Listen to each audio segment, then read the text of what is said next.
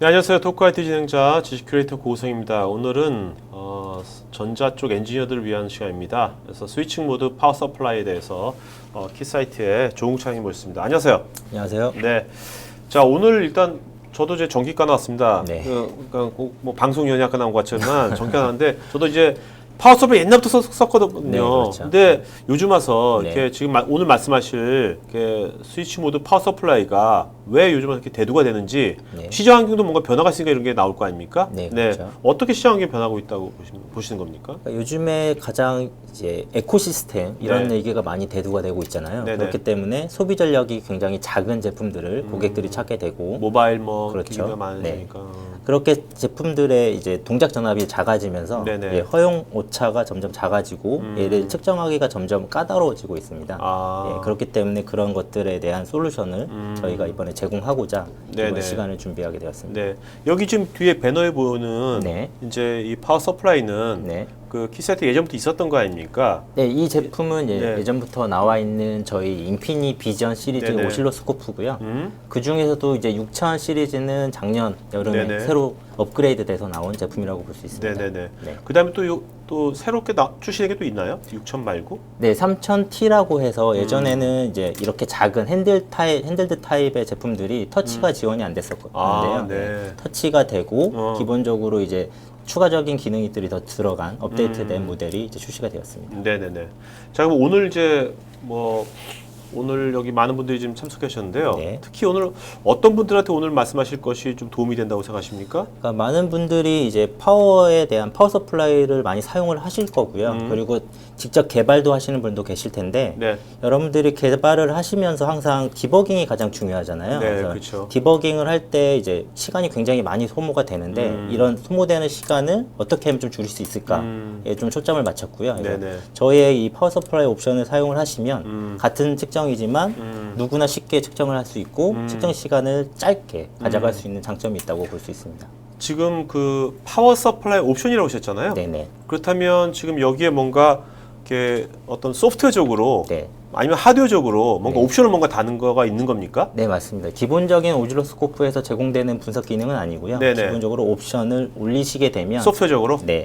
그래서 저희는 일반적으로 하드웨어적인 업그레이드가 많지가 않고요. 네네. 대부분 라이센스를 업데이트를 하면 아. 바로 풀리는.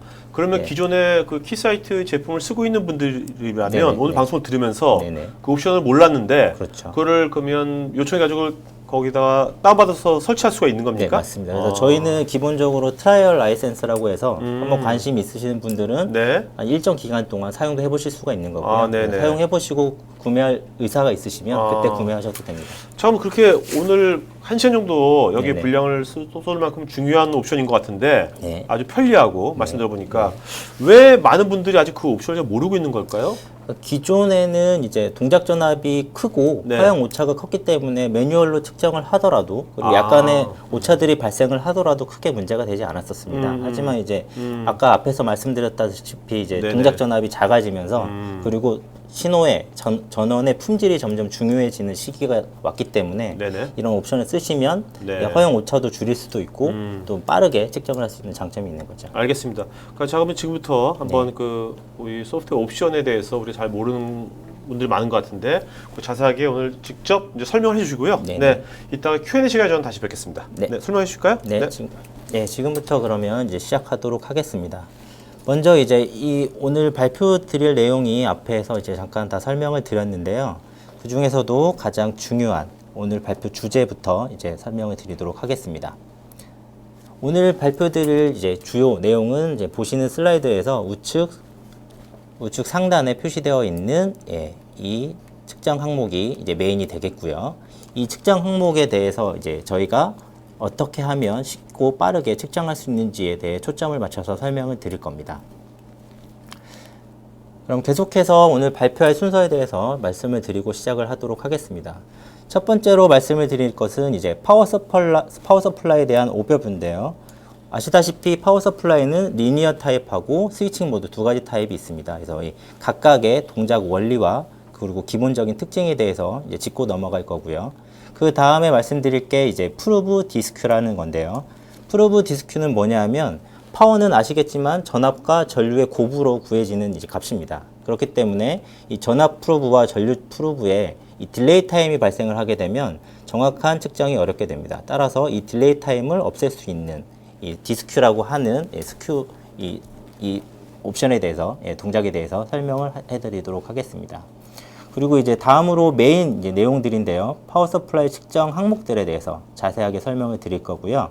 크게 이 세 가지 파라미터로 나눠지게 됩니다. 그래서 인풋 단에서 측정하는 AC 입력 단의 측정이 있겠고요. 그리고 스위칭 모드 파워 서플라이이기 때문에 스위칭 모드 쪽에서 측정을 하는 항목이 있습니다. 그리고 마지막으로 이제 출력단에 대한 측정 파라미터들이 있고요. 그리고 이를 이제 정확하게 측정하기 위한 이 다양한 프로브들이 존재를 하는데 어떻게 하면 적절한 프로브를 선택하시느냐에 대한 이 내용을 잠깐 설명을 드리고 마지막으로 오늘 발표드린 내용들에 대한 이 어플리케이션 노트나 데이터 시트에 대해서 설명을 드리고 마치도록 하겠습니다. 자, 그럼 첫 번째 파워 서플라이 베이직입니다. 파워 서플라이가 가장 기본적으로 하는 이제 동작이라고 하면 목적이죠. 사용하는 목적. AC 입력 전압을 입력받아서 그리고 잘 정제되어 있고 그 노이즈가 낮은 DC 출력을 얼마나 효율적으로 제공할 것인가가 이제 가장 주된 목적이라고 보시면 되고요. 그리고 타입에는 리니어 타입과 이제 스위칭 모드 타입 두 가지 모드가 있습니다. 그래서 첫 번째로 리니어 타입의 특징을 살펴보시면 기본적으로 트랜지스터의 리니어 구간에서 동작을 하고 있고요. 그리고 가장 큰 장점으로는 노이즈 레벨이 매우 낮게 발생을 한다는 겁니다. 그리고 노이즈가 낮기 때문에 출력단에 이제 필요한 필터들에 대한 요구사항도 많이 줄어들게 되는 거고요. 그렇지만 단점으로는 항상 이제 스텝 다운이라고 해서 입력되는 전압보다 낮은 전압밖에 만들지 못하는 게 단점이고요. 효율이 낮다는 게 가장 큰 단점입니다. 반면에 스위칭 모드라고 하는 SMPS라고 일반적으로 얘기하죠. 스위칭 모드 파워 서플라이의 기본적인 특징은 이 온오프를 계속 반복적으로 하면서 스위칭을 하면서 동작을 하는 겁니다. 그래서 기본적으로 스위칭 모드의 주파수는 20에서 200kHz 정도가 되고요. 그리고 이제 가장 큰 장점으로는 이제 효율이 매우 높다는 것입니다. 그러니까 즉 만들어낼 수 있는 입력받은 전압을 가지고 전력을 가지고 출력할 수 있는 전력이 높다는 얘기죠. 그리고 이제 하이 파워 즉 작은 이 패키지 제품으로서 높은 출력 전압을 낼 수 있다는 게 큰 장점입니다. 반면에 이렇게 스위칭을 하기 때문에 스위칭할 때 발생되는 노이즈나 리플 같은 게 이제 단점이 되겠습니다. 이게 가장 기본적인 파워 서플라이의 내용들입니다. 계속해서 이제 스위칭 모드 파워 서플라이에서 측정 항목들에 대해서 나와 있는데요. 앞에서 설명드렸던 것처럼 이제 첫 번째 입력단에 대한 측정이 있을 테고요. 그리고 두 번째 스위칭단에 대한 측정, 그리고 출력단에 대한 측정이 있겠습니다. 그래서 각각의 파라미터들은 이 뒤에서 저희 이 파워 측정 어플리케이션의 실제 예를 보여드리면서 추가적으로 설명해 드리도록 하겠습니다. 네, 실제 측정에 대해서 들어가기 전에 이제 현재 요구되고 있는 트렌드에 대해서 정리를 해봤습니다. 그래서 보시는 것처럼 효율이 가장 중요시 여겨지고 있습니다. 그리고 점점 소형화되어 있기 때문에 제품의 사이즈를 얼마나 줄일 수 있는가가 또 중요한 요소가 되고 있고요. 그리고 이 동작, 현재는 이제 로드가 고정이 되어 있는 게 아니라 다양하게 변동되는 로드에 따라서 정확한 파워를 공급을 해줘야 되기 때문에 이 신뢰성에 대한 이 필요도도 이제 점점 증가되고 있습니다. 그리고 그 외의 요소로는 이제 스위칭 모드에서 발생되는 EMI를 어떻게 줄일 것인가, 그리고 이 파워 레일의 품질, 인티그리티가 어떻게 유지될 것인가, 그리고 이제 발생하는 열을 얼마나 감소시킬 것인가가 이제 중요합니다. 그리고 이 모든 특징들을 얼마나 저렴한 가격을 가지고 만들어낼 수 있는가가 가장 중요하다고 볼 수 있겠죠. 따라서 이러한 것들을 이제 짧은 시간에 어떻게 하면 측정할 수 있는가가 이제 오늘의 키 포인트라고 보실 수 있을 것 같습니다. 자, 그럼 이제 본격적으로 측정에 대해서 설명을 드릴 건데요. 첫 번째는 바로 이제 전압 그리고 전류 프로브의 디스큐잉이라는 스큐 딜레이 타임을 맞춰주는 작업입니다. 보시는 것처럼 이제 우측 상단에 저희가 제공하는 이제 스큐 죄송합니다.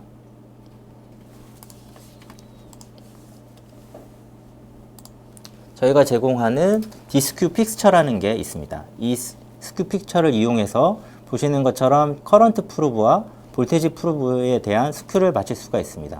그래서 실제 동작을 살펴보면 보시는 이제 인피니 비전 스코프에서 이제 오토 디스큐를 선택을 하게 되면 보시는 것처럼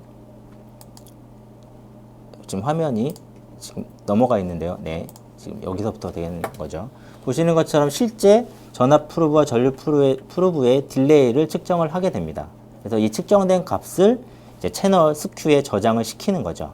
그렇게 해서 채널 스큐에 저장을 하게 되면 이렇게 스큐가 일치하는 딜레이 타임이 소멸되는 상태로 전압과 전류의 측정을 진행을 하게 되는 겁니다. 이렇게 측정 준비가 완료가 되면 이제부터 본격적으로 분석을 시작하면 되는데요. 첫 번째로 살펴볼 내용이 이제 인풋 라인의 어널리시스입니다. 이 인풋 라인 어널리시스에는 크게 세 가지 파라미터들이 있고요. 첫 번째가 이제 파워 퀄리티입니다. 파워 퀄리티는 이제 입력되는 이 전원에 대해서 이제 출력을 만들게 되는데 이 얼마나 들어가는 이 파워가 잘 출력으로 전달되는지를 이제 살펴보기 전에 실제 어떤 품질의 파워가 생성되는지에 대한 판단이라고 보시면 될 것 같습니다. 그래서 세부 내용으로는 이제 리얼 파워, 리액티브 파워, 그리고 어페런트 파워, 그리고 페이지 앵글, 파워 팩터, 그리고 크레스트 팩터 등이 있습니다. 그리고 두 번째로는 커런트 하모닉스인데요. 커런트 하모닉스는 어떤 내용이냐면 이 AC 입력을 받게 되면 이 로드에서 다양한 하모닉 성분들이 발생을 하게 되는데 이 하모닉 성분들이 거꾸로 다시 공급단으로 역류를 하게 되면 이 공급단에 있는 다른 소자들에게 영향을 미치게 됩니다. 따라서 최대 40개의 하모닉스 성분을 모두 측정을 하여 각각의 이 앰플리튜드를 측정한 다음 이 표준과 비교를 하여 패스페일 상태를 이제 확인하게 되어 있습니다. 그리고 마지막으로 인러시 커런트인데요. 인러시 커런트는 이 발생하는 전원을 켰을 때 발생되는 서지를 측정한다고 보시면 될 것 같습니다. 자, 그러면 첫 번째 파워 퀄리티입니다. 보시는 것처럼 저희 어플리케이션을 실행을 하시고 이 측정 항목을 선택을 하시게 되면 보시는 것처럼 그림으로 측정에 대한 이 설명이 커넥션이 이제 보여지게 됩니다. 따라서 이 커넥션을 보시고 이 전원 및 커런트 프로브를 연결을 하시고 측정을 수행을 하시면 되는 거고요. 측정하고자 하는 DUT의 이제 동작 전압과 동작 전류에 따라 알맞은 전압 프로브와 전류 프로브를 선택을 하시면 됩니다. 그리고 나서 이제 오토 셋업을 누르시게 되면 자동적으로 스코프가 적절한 스케일링을 하고 이 전압과 전류를 측정을 해서 화면에 보여주게 되고요. 보시는 것처럼 보라색 이 파형이 이 전압과 전류를 곱한 파워에 대한 이 측정 결과라고 보시면 됩니다. 그리고 나서 이제 어플라이를 누르게 되면 실제 우리가 측정하려고 하는 파워 퀄리티의 이 세부 항목들이 오른쪽 우측 이 메저먼트 창에 띄어지게 됩니다. 각각의 메저먼트에 대해서 살펴보고 넘어가면 보시는 것처럼 첫 번째 리얼 파워 P가 이제 측정이 되는 거고요. 그리고 그 밑에 보이시는 이 S로 표시되어 있는 게 어페어런트 파워라고 할 수가 있습니다. 즉, 이 S라고 되어 있는 게 전체 공급되는 파워라고 보시면 되고요. 그 중에서도 실제 로드에서 소비가 되는 일을 하게 만들어주는 파워가 리얼 파워 P라고 보시면 될 것 같습니다. 그리고 실제 이 Q라는 이 파워 팩터가 있는데요. 이 Q라는 파워 팩터는 여기서 이 전력 삼각형에서 보시는 것처럼 이 허수부에 대한 이 크기입니다. 보시는 것처럼 이제 실제 파워는 있지만 이 저항 성분에서 소비되는 게 아니라 인덕터나 캐패시터와 같은 이 리액턴스 성분에 의해서 소모되는 파워라고 보시면 될 것 같습니다. 그리고 맨 위에 보이시는 게 파워 팩터인데요. 파워 팩터는 보시는 것처럼 S분의 P로 표현이 되고 있습니다. 즉 코사인 파이 값이죠. 그래서 코사인 파이는 최대 1이 되고 최소 0이 되기 때문에 실제 공급된 파워분의 실제 일을 하는데 사용되는 파워의 비라고 보시면 될 것 같습니다. 계속해서 보시는 것처럼 위상각, 이 측정 항목이 있고요. 위상각은 전압과 전류의 이 위상의 차이를 보여준다고 보시면 되고요. 그리고 마지막으로 이제 전압과 전류의 이제 CF라고 표시가 되어 있는 이제 항목들이 있습니다. 이 항목들은 실제 RMS 밸류 값 분의 피크 값에 대한 비인데요. 이 파형의 날카로움을 이제 측정하는데 이제 표현을 해주는 파라미터라고 이해하시면 될 것 같습니다. 여기까지가 이제 첫 번째 파워 퀄리티에 대한 측정이었고요. 다음은 두 번째로 커런트 하모닉스 측정입니다. 보시는 것처럼 이제 이 초록색 트레이스가 전류를 측정한 이 파형이고요. 그리고 보라색으로 보이시는 게 이 초록색 트레이스를 가지고 FFT, 즉 패스트 퓨리에 트랜스폼을 통해서 이 주파수 성분을 측정한 결과입니다.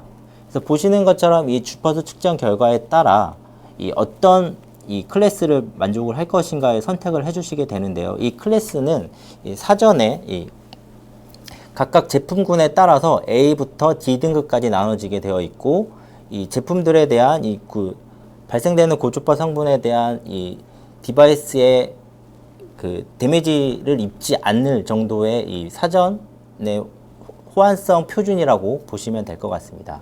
그래서 보시는 것처럼 이렇게 테이블 형식으로도 결과값을 확인할 수 있고요. 그리고 이렇게 바 차트 형태로도 결과값을 확인하실 수 있습니다.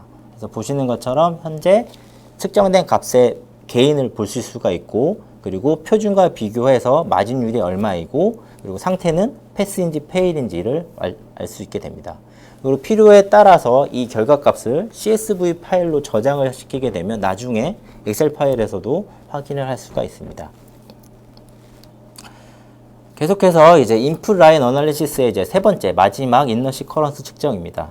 인러시 커런트는 말씀드렸던 것처럼 파워 서플라이를 턴 온 시켰을 때 발생하는 이제 서지 커런트를 측정을 하는 거죠. 그래서 이 서지 커런트의 크기가 크게 되면 이 전자제품에 있는 이 입력단에 있는 소자들을 이제 죽일 수 있는 이런 큰 전류가 흐를 수 있기 때문에 반드시 필요한 테스트라고 보시면 되고요. 보시는 것처럼 단순하게 이 인러시 커런트를 선택을 하시고 어플라이를 클릭을 하시게 되면 기본적으로 이제 전원을 껐다 켜라는 지시에 따라서 이제 측정이 자동으로 이루어지게 됩니다. 그리고 이 인러시 커런트의 크기가 우측에 이제 측정이 되게 되어 있는데요. 보시는 것처럼 오실로스코프를 사용하시게 되면 이 오실로스코프의 이 수직 측 해상도가 한정되어 있기 때문에 이 정확한 측정을 하시기 위해서는 이 인러시 커런트의 크기를 정확하게 알고 이 수직 스케일을 맞추셔야 됩니다. 따라서 여러 번 수행을 하시면서 정확한 값을 맞추시면 될 것 같습니다. 네, 여기까지가 이제 인풋단에 대한 이 분석에 대한 파라미터들에 대한 설명이었고요. 다음은 이제 두 번째 스위칭 디바이스 어널리시스에 대해서 설명을 드리도록 하겠습니다. 크게 네 가지 파라미터가 보이고 있는데요. 첫 번째는 이제 스위칭 로스입니다.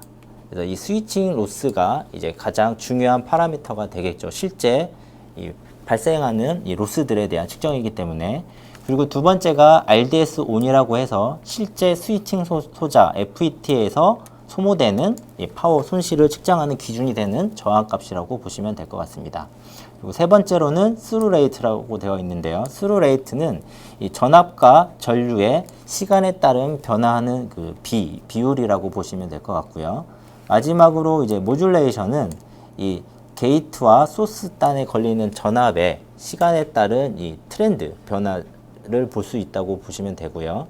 그 값으로는 듀티 사이클 그리고 프리퀀시 등 다양한 측정 항목들이 되겠습니다. 그러면 첫 번째로 스위칭 로스에 대해서 설명을 드리도록 하겠습니다. 먼저 스위칭 로스의 이론에 대해서 좀 설명을 드려야 되는데요. 보시는 것처럼 첫 번째 조건이 아이디얼 월드라고 되어 있습니다. 즉 이상적인 조건에서의 측정입니다. 보시는 것처럼 이제 전압이 온 상태에서는 이 전압값이 0이 되겠고요. 전류값은 최대가 됩니다. 그리고 오프 상태에서는 전압이 최대가 걸리게 되고, 그리고 전류가 0이 되게 됩니다. 그리고 이 스위칭을 이제 아이디얼한 조건에서는 이제 90도로 직각으로 올라가기 때문에 이 스위칭에서 발생되는 로스는, 파워는 항상 0이 되게 되어 있습니다. 하지만 이렇게 동작하는 소자는 이 세상에 존재하지 않기 때문에 다음 페이지에서 실제 동작에 대해서 확인해 보도록 하겠습니다. 보시는 것처럼 이제 이상적인 조건과 달리 이 턴온 턴오프 타임에 이제 로스가 발생을 하게 되는 거죠. 그래서 다시 처음부터 설명을 드리면 온 스테이트에서 이 VDS라는 세츄레이션 볼테이지가 생기게 됩니다. 즉 이상적인 이 조건에서는 이게 0으로 떨어졌지만 실제 이 드레인과 소스단에 전압이 걸리게 되는 거죠. 그리고 보시는 것처럼 이 오프 스테이트에서는 이 커런트는 이제 이론상으로는 0이지만 저희가 사용하는 이제 클램프 타입의 커런트는 이제 이 0 옵셋에 대한 에러가 발생을 하기 때문에 이런 것들이 로스로 발생을 할 수가 있습니다. 그리고 다음은 스위칭에 대한 내용인데요. 보시는 것처럼 이 오프 타임과 온 타임이 존재하기 때문에 이 각각의 시간에서 스위칭 로스가 발생을 하게 됩니다. 그러면 실제 저희 어플리케이션에서 측정한 결과를 보시면서 이제 계속해서 설명을 드리겠는데요. 보시는 것처럼 이제 이 VDS라고 하는 이 온 상태의 전압이 걸릴 것이고요. 그리고 오프 상태에서는 이제 이 IDS가 이제 0이 나오면 좋겠지만 이제 얼마의 전류가 흐르게 되겠죠.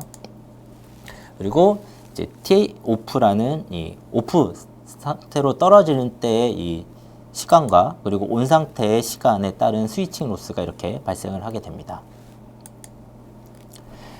그러면 이제 계속해서 이제 저희 실제 예를 보여드리겠는데요.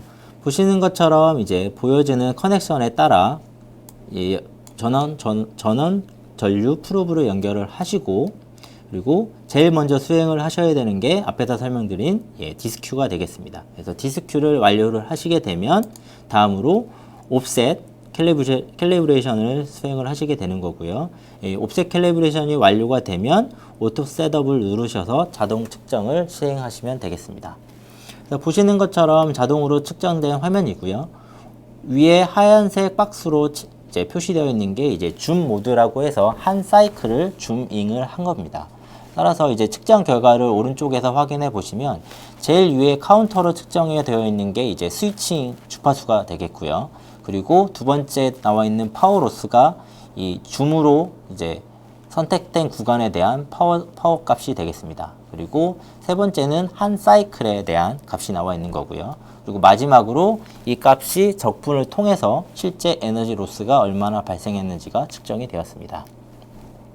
여기까지가 이제 파워 로스를 이제 실행한 직접 예를 보여드린 거고요. 계속해서 두 번째 파라메타 이제 RDS 온을 어떻게 측정하는지에 대한 이제 설명입니다. 보시는 것처럼 이제 이 에버리지 볼테이지와 에버리지 커런트를 가지고 이 값을 이제 계산을 해내게 됩니다. 하지만 이 값을 데이터 시트에 나와 있는 값으로 원하는 값을 직접 세팅도 가능한데요. 보시는 것처럼 Use RDS on이라는 이 탭을 선택을 하시게 되면 실제 원하시는 값을 입력을 해서 파워 로스를 측정을 하실 수가 있습니다. 이 점 이제 참고하시면 될 것 같고요. 계속해서 이제 이 도통 상태와 그리고 오프 상태의 로스에 대한 이 값을 어떻게 측정하는지를 보여주는 건데요. 보시는 것처럼 저희는 게이팅이라고 하는데요. 줌 모드를 이용해서 내가 원하는 구간만 선택을 해서 그 구간에서 측정값을 보는 겁니다.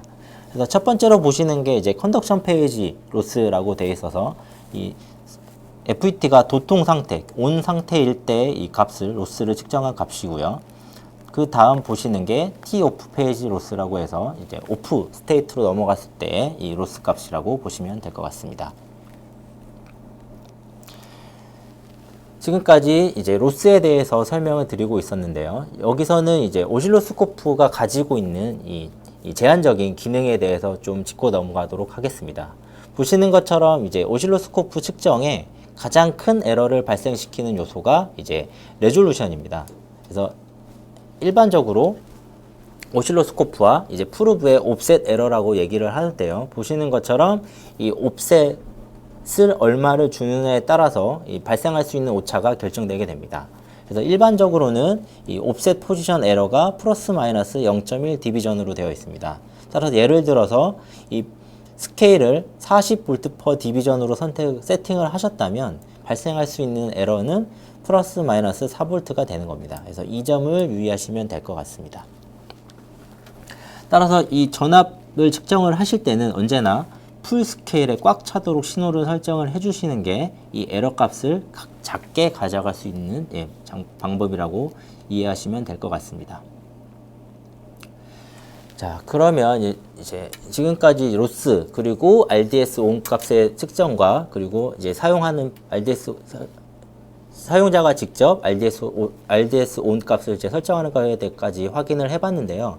보시는 것처럼 이제 저희가 이 데이터 시트를 하나를 가지고 왔는데 보시는 것처럼 같은 특징을 갖고 있는 소자라면 이 FET 자체의 로스를 줄이기 위해서는 이 RDS 온 값이 작은 소자를 선택을 하시면 된다라고 이해하시면 될 것 같습니다. 자, 계속해서 이제 세 번째 스루 레이트에 대해서 설명을 드리도록 하겠습니다. 이 스루 레이트라고 하면 보시는 것처럼 이 시간에 따른 전압의 변화 그리고 시간에 따른 전류의 변화를 측정한다고 보시면 되고요. 그리고 민 맥스 값이 측정이 되고 있습니다. 따라서 보시는 것처럼 이 화면에 소스를 전압으로 선택을 하시던지 아니면 전류로 선택을 하시면 원하시는 이 스루 레이트 값을 측정을 할 수가 있는 거고요. 그리고 줌을 이용하시면 이 원하시는 그 단계에 대해서 보다 높은 해상도를 가지고 측정을 하실 수가 있습니다. 계속해서 이제 마지막 이 모듈레이션입니다. 모듈레이션은 보시는 것처럼 이 게이트와 소스단에 걸리는 전압에 대해서 이 전압의 이 펄스 윗 모듈레이션을 하게 되는데 그거에 따른 이 듀티 사이클을 측정을 할 수도 있는 거고요. 그리고 주파수의 변화도 볼 수가 있습니다. 보시는 것처럼 이 전압 파형의 로우 데이터가 측정이 되는 거고요. 그리고 이 보라색으로 보이는 게 바로 이 트렌드 곡선입니다. 그래서 저희 오실로스코프에서는 이제 트렌드 곡선을 지원을 하기 때문에 그 트렌드 곡선을 통해서 이 값들이 어떻게 변화하고 있는지 추이를 이제 보실 수가 있습니다.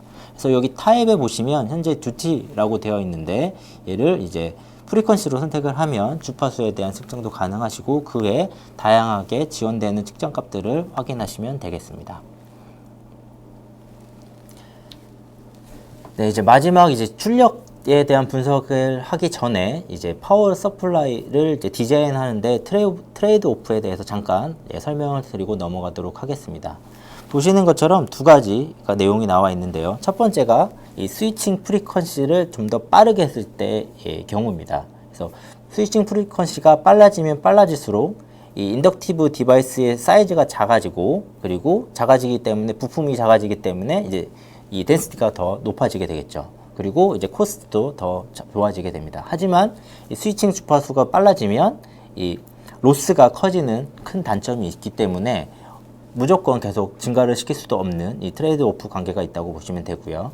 그리고 스루 레이트에 관한 내용은 보시는 것처럼 이 로스는 이제 작아지지만 이 출력단의 아웃풋 리플이 커지게 되고 뭐 EMI가 이제 크게 발생하는 이제 단점이 있습니다. 그리고 가격이 비싸지는 문제가 있다고 보시면 될 것 같습니다. 이러한 점들을 좀 유의하시면 좋을 것 같고요. 네, 그래서 이제 마지막 세 번째 이 분석인 아웃풋 DC 어널리시스에 대해서 설명을 드리도록 하겠습니다. 보시는 것처럼 이제 아웃풋 리플이 있고요. 턴온, 턴오프 타임 측정이 있습니다. 그리고 로드 변화에 따라가는 이 트레지언트 레스폰스가 있고 그리고 효율을 측정할 수 있는 에피션시 항목이 있습니다.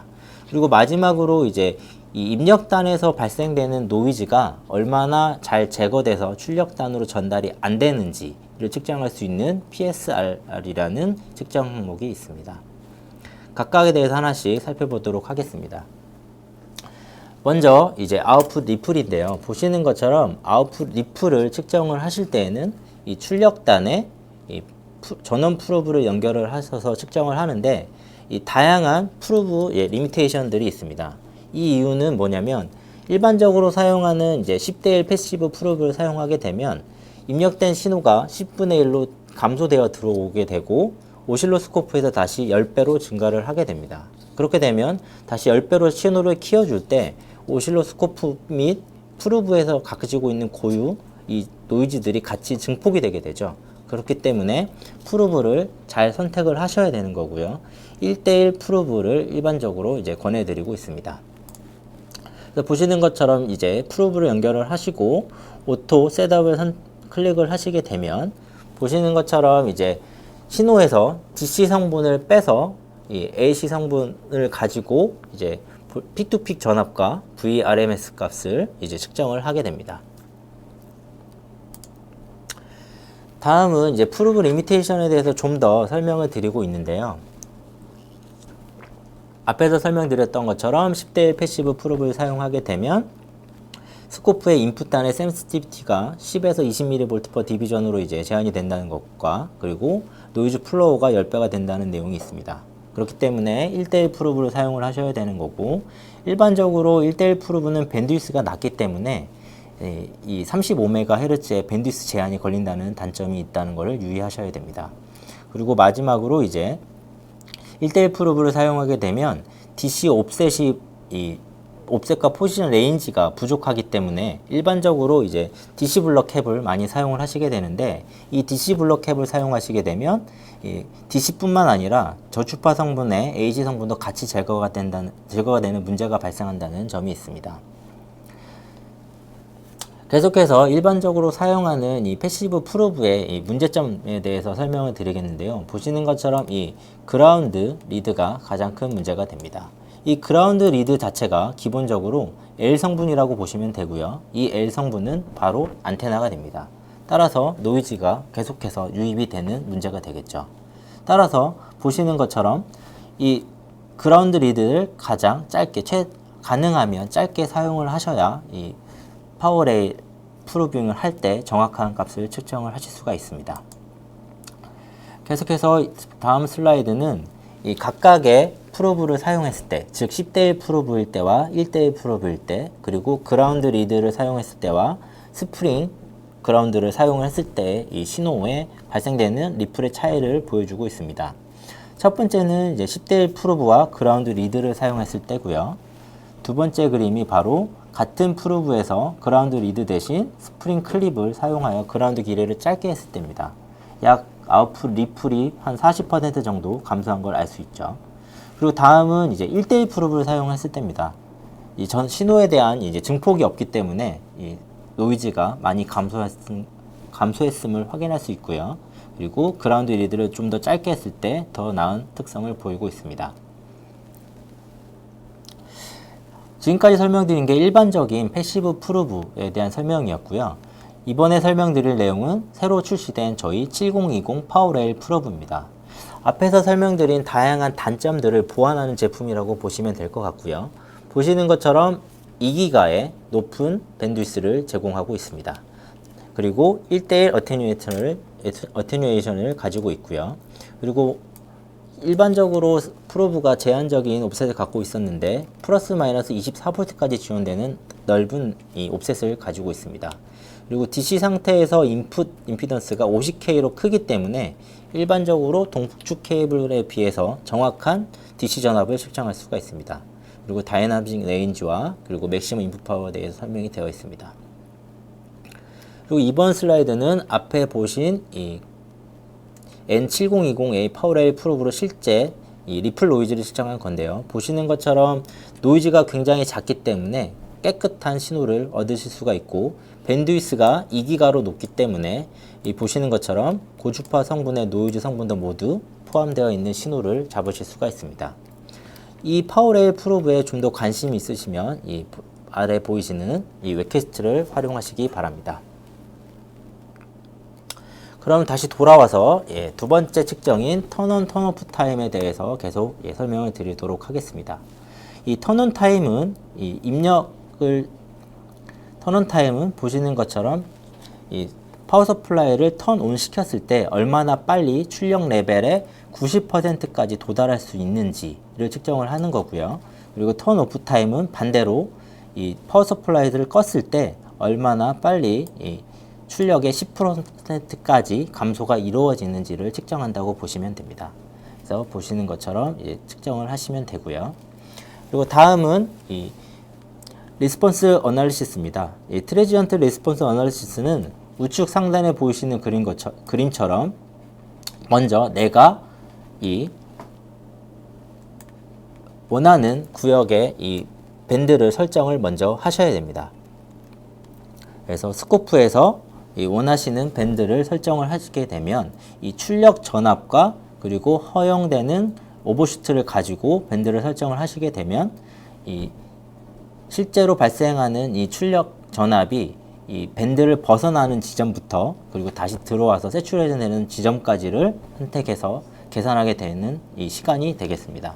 그래서 밑에 실제 예를 보여드리고 있는데요. 보시는 것처럼 로드가 증가하게 되면 이에 따라서 전류가 증가하게 되는데 이 커서로 표시되어 있는 이 변동 사이 안에 들어간 사이 값을 이용해서 이 리스폰스를 측정하게 됩니다. 계속해서 이제 에피션시입니다. 에피션시는 입력시킨 파워 대 출력되는 파워의 비죠. 단순하게. 그래서 보시는 것처럼 총 4가지 모드를 지원을 하고 있고요. 그리고 간단하게 측정이 가능하지만 이 파워의 이 효율을 측정하시려면 입력단에 2개의 채널이 필요하고 출력단에 2개의 채널이 필요하기 때문에 기본적으로 4개의 입력을 가진 오실로스코프와 각각 2쌍의 이제 전압 전류 프로브가 필요합니다. 이 점 유의하시기 바랍니다. 자, 이제 마지막까지 왔는데요. 이제 마지막으로 PSRR 측정 항목입니다. 보시는 것처럼 파워 서플라이 리젝션 레이쇼 또는 파워 서플라이 리플 리젝션이라고 되어 있죠. 그래서 보시는 것처럼 이렇게 입력단에 노이즈가 발생을 하게 되면 이 노이즈가 얼마나 잘 걸러져서 출력단에 전달이 안 되는지를 보신다고 생각하시면 되고요. 일반적으로 네트워크 어널라이저를 이용해서 정밀하게 측정이 되지만 이번 시간에 설명을 드리는 것은 저희 이 오실로스코프를 이용하면 이렇게 라인 인젝터가 필요 없이 기존 내장되어 있는 웨이브폼 발생기를 이용해서 측정이 가능하다는 겁니다. 그래서 실제 예를 보시겠습니다. 그래서 오른쪽 상단처럼 구성을 하시고요. 그리고 각각 이 웨이브폼 제너레이터의 이 프리퀀시 레인지 그리고 앰플리튜드 그리고 버티컬 플롯 스케일링을 설정을 하시게 되면 각각의 이 주파수에서 이제 PSRR을 측정을 하게 됩니다. 자, 이제 여기까지 이제 설명은 다 드렸는데요. 오늘 설명드린 내용에 대해서 간략하게 요약을 좀 해드리겠습니다. 그래서 파워 서플라이 디자인을 최적화를 할 때 왜 이런 테스팅이 필요한지에 대해서 간략하게 좀 설명을 드렸고요. 저희 오실로스코프를 가지고 계시면 기본적인 이런 전력 어플리케이션 옵션을 통해서 측정을 하실 수 있다라고 설명을 좀 드렸습니다. 그리고 저희 인피니비전 X 시리즈 오실로스코프는 이제 다양한 어플리케이션을 제공을 하고 있다고 이제 설명을 드렸고요. 그리고 이 어플리케이션을 사용하면 초보자도 이 스코프를 잘 모르는 사람도 이제 스텝 바이 스텝으로 이제 이 인스트럭션을 따라하게 되면 쉽고 빠르게 측정이 가능하다라고 설명을 드렸습니다. 그리고 파워 레일에서 이제 품질을 이제 결정짓는 이 다양한 요소 중에 프루빙과 그라운드에 대한 역량에 대해서 설명을 드렸고요. 마지막으로 내가 측정하는 DUT의 이 특성을 잘 알고 그에 알맞는 프루브를 선택을 해야 된다라고 설명을 좀 드렸습니다. 그러면 이제 저희 레커멘드 되는 프루브들에 대해서 설명을 좀 드리겠습니다. 파란색으로 표시되어 있는 게 파워 메저먼트에 사용되는 가장 인기 있는 프루브 제품들이고요. 보시는 것처럼 각각의 프루브의 밴드위스와 이제 레인지가 표시되어 있기 때문에 적절한 선택을 하시면 될 것 같습니다. 그리고 마지막으로 밑에 있는 이제 N7020A 이 제품에 대해서는 파워 리플을 측정하는데 이제 특화된 제품이기 때문에 한번 사용해 보시면 많은 만족을 느끼실 수 있을 것 같습니다. 이제 다음은 이제 호환되는 이제 이 어플리케이션 옵션이 지원되는 스코프에 대한 설명드리고요. 저희는 이제 밴드위스별로 다양한 제품군이 있고, 이 제품들의 이제 가장 큰 특징은 업데이트 레이트 굉장히 빠르기 때문에 빠른 이 신호 캡처링과 그리고 빠른 디버깅이 가능하다는 장점이 있습니다. 그리고 이 핸드드 타입으로는 이제 최초로 6기가 밴드위스를 지원하는 제품도 있다는 것을 이제 알려드립니다. 네, 마지막으로 오늘 설명드린 내용들에 대한 이 어플리케이션 노트와 이제 데이터 시트에 대한 정보들이 나와 있는데요. 이제 필요하시면 이제 저희에게 연락을 주시면 다양한 정보를 이제 알려드리도록 하겠습니다. 네, 그러면 지금 이것으로 이제 오늘 발표를 마치도록 하고 Q&A 시간을 갖도록 하겠습니다. 자, 허성현님께서 이분께서 시중에 지나치게 저렴한 SMPS가 많은데 가장 큰 문제는 뭘까요? 가장 큰 문제는 이제 품질이라고 볼 수 있습니다. 네네. 네. 그래서 이 품질이 떨어진 제품을 사용하게 되면 당장은 괜찮겠지만 네. 어느 순간 이제 다 주위 소자들을 네. 데미지를 서서히 입히기 때문에 그리고 얘가 자기 혼자 그냥 죽으면 좋은데 이 주위 소자를 같이 죽게 네네. 만드는 문제가 있습니다. 네. 자, 성민경님은 김한수님의 뭐 코멘트에 대해서도 성민경에서도 코멘트 달아주셨습니다. 고맙습니다. 네. 자, 성민경님께서 디스큐를 반드시 진행해야 하는 건가요? 아, 네. 이 좋은 질문이신데요. 디스큐를 안 하게 되면 네. 이 매칭이 잘 안 맞기 때문에 파워로스를 제대로 측정이 안 되는 거죠. 그래서 네네. 파워로스가 네. 실제보다 크게 측정이 될 수도 있고 네. 아니면 더 작게 측정이 될 수 있는 그런 문제가 있습니다. 네. 김영호님, SMPS 모든 타입에 사용 가능한가요? 부스트 타입과 버크 타입 등등. 네, 제가 아까 잠깐 설명드렸을 때 측정하는 DUT에 알맞는 이 네. 전압 전류 레인지만 네. 잘 선택을 하신다면 네. 예, 저희 측정 제품은 모두 이제 입력을 프로브를 통해서 받기 때문에 오실로스코프는 다 얘를 모든 신호를 측정을 할 수가 있습니다. 남인미님, 오실로스코프와 적절한 센서를 함께 사용하면 모든 종류의 현상을 측정할 수 있다고 하는데 전자 세계 외에 다른 사례를 좀 알 수 있는지요? 아, 예, 좀 어려운 질문을 하셨네요. 네. 네. 네, 이건 나중에 네, 이메일로 해주시기 바랍니다. 네, 그다음에 박지규님, 스위칭 레귤레이터는 고주파이기 때문에 전자파 장애 설계가 중요한데 회로 설계 시 안정적인 직류전압 출력을 위한 고려 사항이 궁금합니다. 네, 가장 말씀하신 대로 레귤레이터의 이제 가장 큰 문제는 스위칭 주파수가 높다라는 얘기고요. 네네. 말씀하신 네. 것처럼. 그래서 스위칭 주파수가 내 파워 레일에 영향을 미치는지 확인하는 게 가장 중요하고요. 그렇기 때문에 제가 아까 소개해드린 저희 이 N7020 그 파워 레일을 직접 전용으로 측정하는 프로브를 사용하시면 고주파 성분까지 2기가의 밴드위스를 갖고 있기 때문에 충분히 커버가 될 거라고 생각이 됩니다. 보통 어떻습니까? 실제 현장에서는 프로브 종류 한 보통 몇 개 정도 갖고 계세요? 많이들 다 다르겠지만. 예, 맞습니다. 그게 가장 큰 네. 문제입니다. 고객분들은 네. 한 가지 프로브로 모든 네. 걸 측정하길 원하시는데 그렇죠. 근데 이게 어쩔 수 없는 상황이기 네. 때문에 저희는 특화된 제품을 제공해 드리고 있고 네. 그런 것들에 대한 조금의 이제 이 불만들을 갖고 계시지만 그건 어쩔 수 없다고 생각이 됩니다. 네, 알겠습니다. 자, 김영호님, PK 측정 시 스코프의 레졸루션에 따라 측정값이 달라질 것으로 생각되는데요. 권장하는 레졸루션이 있는지요? 아까 잠깐 말씀드렸는데요.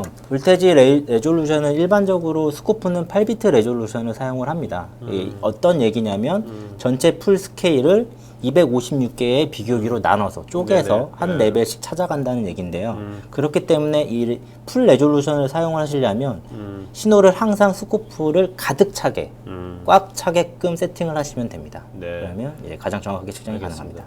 정성환님께서는 다양한 기능을 제공해서 활용도가 높을 것으로 생각되는데 현장에서 이런 걸 쓰려면 휴대용이 가능한지 뭐 궁금했거든요. 휴대용이 얼마나 가능한가? 예, 일반적으로 저희가 기본적으로는 배터리 팩은 이제 한 가지 제품밖에 없는 걸로 알고 있고요. 네네. 정확한 모델명은 제가 확인해서 나중에 알려드리도록 네네, 하겠습니다. 네. 김주호님, 일반적 프로브에는 측정 시 기판에 의한 전류 간섭이 혹시 있을까요? 개선된 프로브에는 또 어떨지요? 다시 한번 좀 네. 말씀해 주시겠어요? 일반적인 프로브에서는 측정 시에 기판에 의한 전류 간섭이 혹시 있을까요? 개선된 프로브는 뭐 이런 거 어떨지 이런 거 PCB 내에서 전류 간섭, 뭐 신호 간섭을 말씀하시는 것 같은데 네. 기본적으로 프루빙 할 때 발생하는 거는 앞에서 설명드렸던 것처럼 이 그라운드 리드가 길어서 루프가 네. 커지게 되면 네네. 주위 회로에서 발생하는 이제 이 다양한 신호들이 커플링이 되는 거고요. 네네. 그 외에는 프로브에서 발생되는 거는 이제 다르다고 보시면 될 것 같습니다. 네. 박지규님, DC 출력에 발생하는 스위칭 노이즈를 줄이기 위한 필터 설계 방안이 궁금합니다. 필터 설계 방안은 이제 직접 해보시는 게 맞는 네, 거고요. 네. 네, 직접 배치도 해보셔야 되고, 네. 그러니까 저희는 얘를 디버깅하는 솔루션이죠. 음. 이렇게 배치를 했을 때 이런 영향이 나오고, 저렇게 배치를 했을 때 이런 영향이 나오고, 이런 필터를 썼을 때 이런 효과가 나온다. 네. 그런 솔루션을 제공해 드릴 알겠습니다. 수밖에 없습니다. 네. 자, 서초수님 그 중간에 들어오신 것 같은데 중반이 이번 그 다시 보기 하고요. 발표 자료는 저희 토크 IT 사이트에서 한 일주일 뒤쯤에 요 이벤트 페이지에 오셔가지고 보실 수가 있습니다. 네. 자, 그 다음에 유준호님 터치스크린 지원은 모든 장비에서 가능한가요? 아까 3000T가 터치스크린 지원된다고 그러셨죠? 그러니까 저희 제품에는 3000T, 3000X 계열 이상은 다 다 지원이 지원됩니까? 네. 아, 네. 그럼 기존에 지원 안 되는 것을 네. 터치스크린 해달라고 하면 그 가능한가요? 그거는 안 어렵습니다. 됩니까? 네, 네, 알겠습니다. 장비를 새로 사시는 가격과 비슷할 것 같습니다. 네, 알겠습니다. 네. 임병국님, 서지 측정 시 네. 스코프의 데미지는 없는지요? 그러니까 스코프의 데미지를 입으려면 앞에 있는 이미 프로브가 먼저 데미지를 입어야 되는 거거든요. 아, 그래서 예, 그렇죠. 프로브에서 한번 걸러주기 때문에 오케이. 예, 다이렉트로 케이블을 연결하지 않는 한 네. 그런 문제는 없을 것 같습니다. 네. 여경수님, 오프셋 수준이 플러스 마이너스 10% 정도라는 건 현재 제조사의 평균적인 수준인지요? 어떤 오프셋을 말씀하시는지 오프셋 수준이 아까 발표하실 때 좀 더 여경수님께서는 좀 더 자세히 구체적으로 좀 더 질문해 주시면 저희가 답변 드리겠습니다. 스코프의 옵셋이 저 정도라고 말씀하시는 건가요? 그러니까 일반적으로 오실로스코프의 옵셋 지원이 그 정도, 그리고 맥시멈 뭐 네. 1V 내외 정도 네네. 이렇게 됩니다. 그러니까 벌티컬 스케일을 조절하는 거에 따라서 스케일링이 같이 따라가기 때문에 옵셋이 그렇게 크게 지원이 되지 않고 있습니다. 네네. 네. 자, 그 다음에 류지연님, 경쟁사 대비 X 시리즈의 최대 장점은 무엇인가요? 가격 및 성능 중점으로 설명 부탁드립니다. 예, 좀 민감한 내용을 설명해 주셨는데 저희 장점은 굉장히 많습니다. 그 중에서도 예, 가장 강조드리고 싶은 게 이제 파형을 화면에 뿌려주는 속도, 업데이트 레이트입니다. 그래서 타사는 보통 초당 3,600개 정도를 뿌려줍니다. 한 번에. 네네. 하지만 저희는 1초에 100만 개를 파형을 뿌려주기 때문에 네. 비교할 수 없을 만큼 많은 정보를 갖고 있는 신호를 네. 빠르게 확인할 수 있는 게 가장 큰 장점이라고 봅니다. 네네. 자, 특히 이제 1초에 이제 뭐 아까 타사는 네. 3,600개. 3,600개. 3,600만 개가 아니라 네. 3,600개인데 네. 100만 개. 네네. 그 엄청난 차이가 나는데 그렇죠. 그렇게 뭐 몇 배도 아니고 네네. 몇 배야? 뭐 그러니까 이렇게 거의 뭐 네. 1000배 이상? 그러니까 단순하게 이유가 뭔가요? 그렇게 큰 차이가 나게 된 이유가 뭐예요? 크게 된 이유는 네. 저희는 이제 이 AD 컨버터하고 메모리를 직접 만듭니다.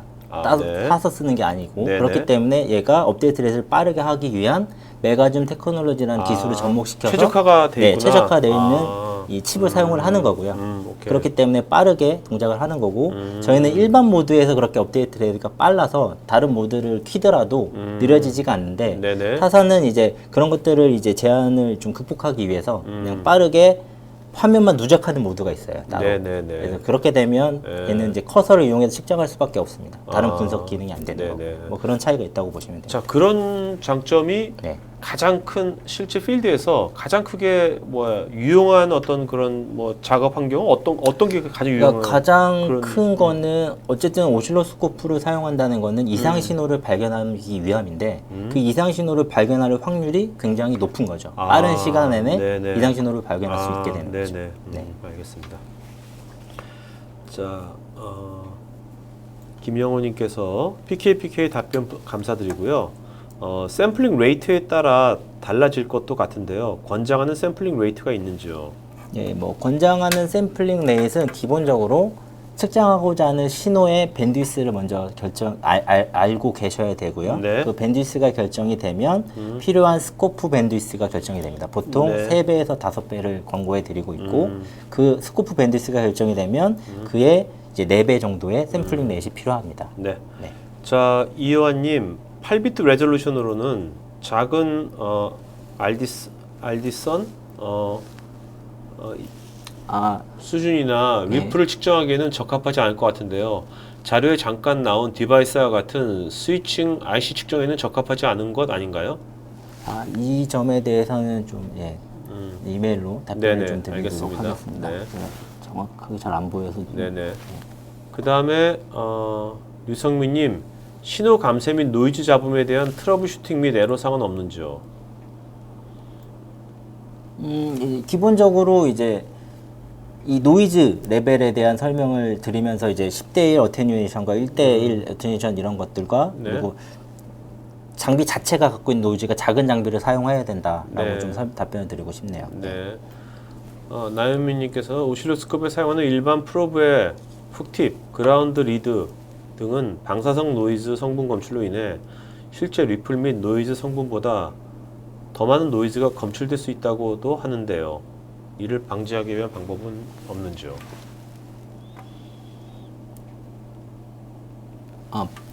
그러니까 얘는 이제 계속 설명을 드렸었죠. 그래서 그라운드 리드 자체가 인덕터 성분이 되기 때문에 네네. 최대한 짧게 쓰셔야 되는 것과 그리고 자체 노이즈가 작은 제품 네. 그리고 오실로스코프도 요즘에는 점점 기술이 진화하면서 자체 장비가 갖고 있는 자체 노이즈가 작은 제품들이 많이 나오고 있고요. 네네. 그리고 더 중요한 거는 이제 불필요한 대역을 잘라서 쓰시는 거예요. 밴드위스 리미테이션 기능이 있기 때문에 네. 불필요한 밴드위를 잘라서 이제 고대역 성분에서 발생하는 랜덤 노이즈를 줄이는 거죠. 그래서 노이즈와 같은 것들은 많이 생각을 하셔서 이제 고려를 하셔야 되는 상황인 것 같습니다. 네. 자, 정송환님, 김영호님께서는 셀카봉 드리겠고요. 그다음에 박지규님께는 블루투스 스피커 보여줄 테니까 스태프 이메일 주소 알려주시고요. 스태프 이메일 주소로 세 분께서는 본인 이름, 주소, 핸드폰, 이메일 보내주시면 감사하겠습니다. 자, 마지막 한 말씀 좀 맞추는 거 할까요? 네. 네, 뭐 오늘 바쁜 시간 내주셔서 감사하고요. 예, 저희 키사이트 제품 앞으로도 많은 관심 가져주시기 바랍니다. 네, 감사합니다. 네. 자, 여러분 오늘 좋은 질문 많이 주셔서 좋은 방송 된 것 같고요. 남은 오후 잘 보내시기 바랍니다. 이것으로 오늘 방송 마치도록 하겠습니다. 고맙습니다. 네.